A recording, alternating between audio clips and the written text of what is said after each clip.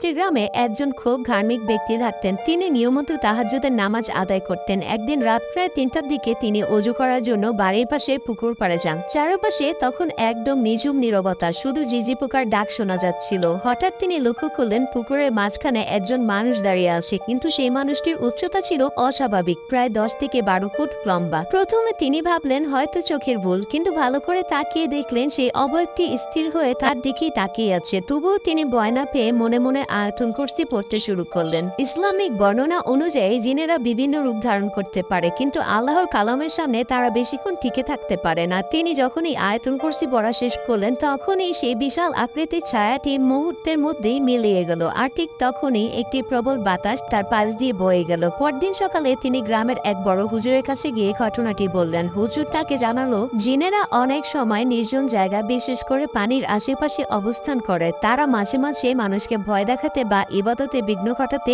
এমন রূপ ধারণ করে। তবে ইমানের শক্তি আর নিয়মিত আমল থাকলে তারা কখনো কোনো ক্ষতি করতে পারে না।